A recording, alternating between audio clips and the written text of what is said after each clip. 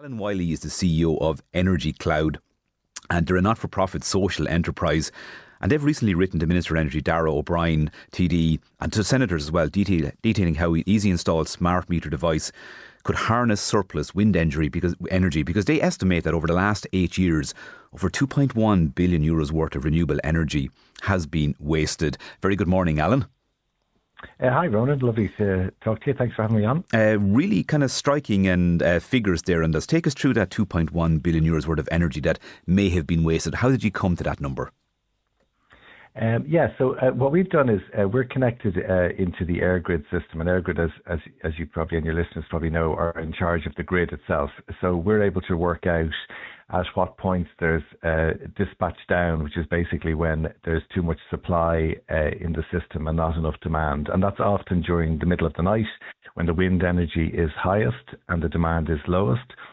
And at that point then, because EirGrid have to balance the grid, the energy that would have been produced and used is dispatched down or wasted, if you like. And then so we know the volume of that waste, and we know that it's about 35 cents per kilowatt hour is the cost. So then you're able to work out that it's 2.1 billion over the last couple of years.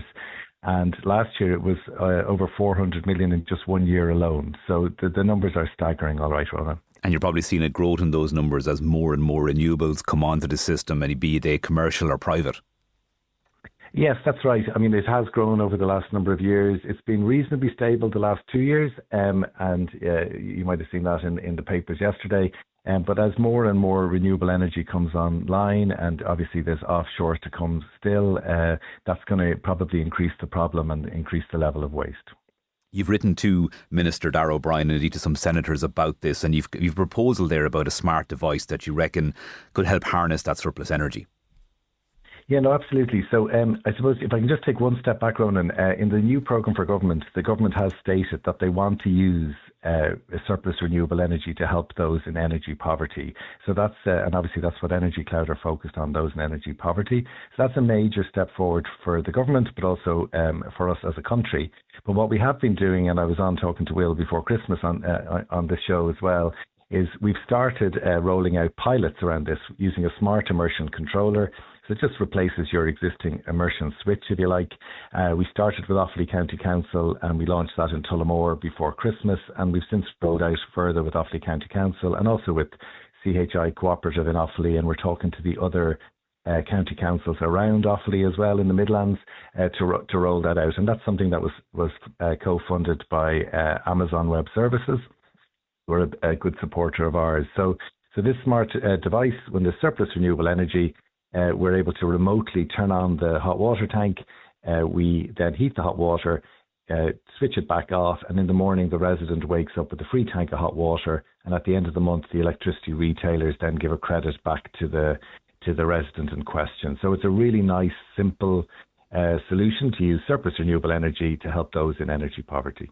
And I suppose the scale of that, people in energy poverty is kind of well documented and probably quite surprising actually for a lot of listeners too. So in terms of trying to bring in a system like that, is it a long-term project, or is it something that possibly could be adopted quite quickly if the right people get behind it and back it?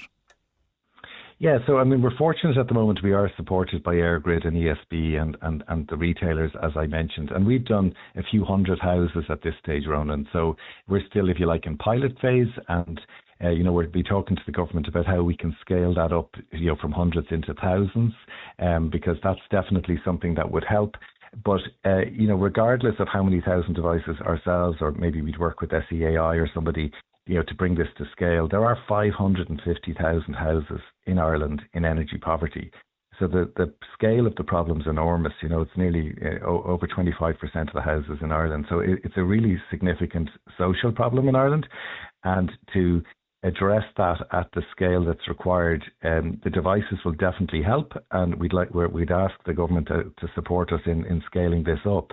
But there's also some policy decisions to be made around, how do we address this at scale at 550,000 houses, if you like. Absolutely. Well, certainly with the focus on the cost of heating and powering homes over the last couple of years, and people in recent memory with Storm Éowyn, if there was an idea for building storage as well. But certainly if we're creating that much energy, if we can harness that and give it back and look at ending energy poverty, extremely valid project indeed. Alan Wyley, CEO of EnergyCloud, thank you so much for that this morning. Ronan, thanks a million. Lovely to talk to you. That's an absolute pleasure. And again, nice to see people thinking slightly differently on this and looking at solutions to some of those ever-present issues that are out there.